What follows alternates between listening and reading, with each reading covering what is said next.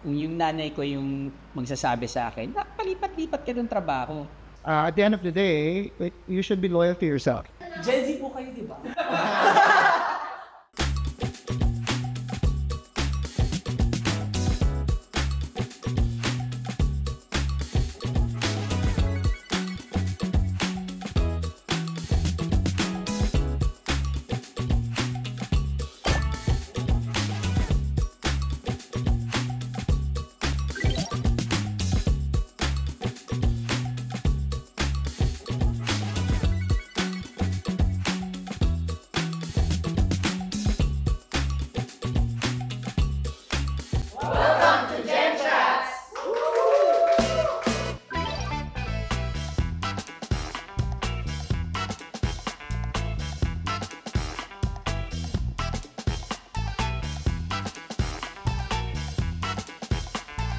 For me, I disagree kasi it's because I have control on the notification settings of my phones. It's really fear of missing out. It's FOMO, you know, because you want to be updated. You just really want to be in the loop. It can become a little bit stressful, but I guess it's about how you manage it enough. Pero cannot eh. Ako, I disagree because for cell phones and emails, they have their own advantages and disadvantages. But at the end of the day, you have the power to choose. You have the power to either open or not open your phones during your personal time. As a Generation X, you get to build the discipline to set boundaries, I think. It's my choice naman, tama ka, to answer or not to answer. But at least you know what's happening. So, hindi ako ganun ka-stressed. To your point, to those who disagreed, I have to agree that at some point, kind of need to manage how you react to things that will eventually manage your stress, right? Power of choice.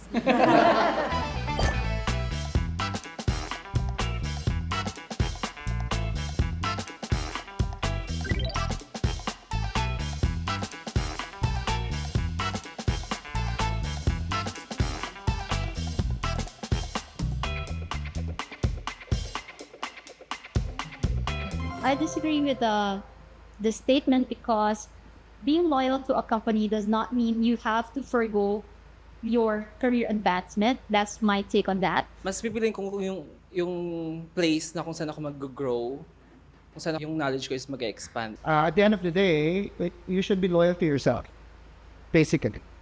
Because it's your career and you dictate and you have a choice. You should be able to foresee where your career is going. Ang pinaka-purpose naman talaga natin is improvement of self, our livelihood.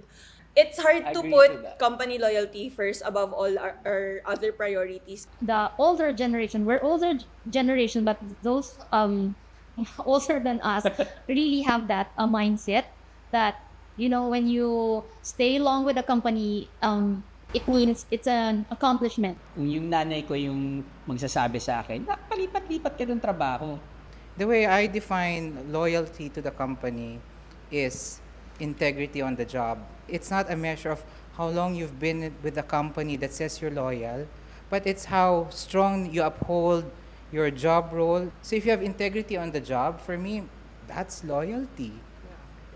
Yeah. The three of us were like, agree, disagree, agree, disagree. Yeah. So I guess it's a millennial thing.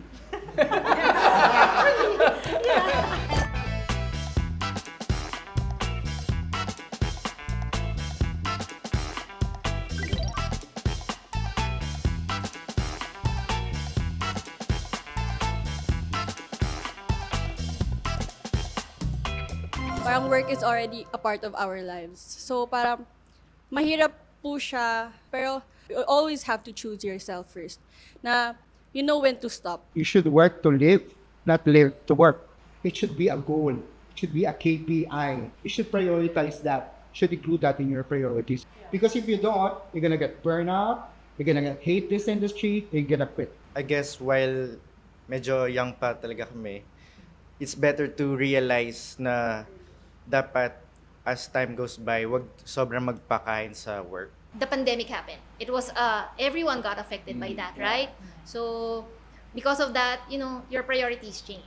And as much as I want to be there all the time for the team, for the company. But there are days na I just want to stay under my covers, watch Netflix the whole day, and talk to my mom without getting interrupted on anything. Well, for me, work is a means lang naman for us to sustain our lives din. So, we're not living because kailangan natin to be number one sa work or ma-hit lahat ng KPI. So, kailangan talaga, we have to make time for ourselves, our families, our pets.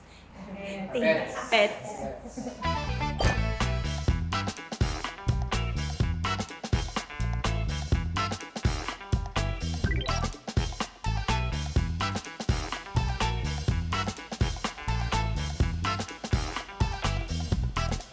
Just a question. Do the Gen Z still really want to go up the corporate ladder? Gen Zs now are kind of finding their purpose in everything that they do. Gen Zs are more open to skill development. So, corporate yung lattice po talaga. Right now, it's not really more on climbing up. It's really upskilling. So I agree that it's more of lateral now. Said I disagree.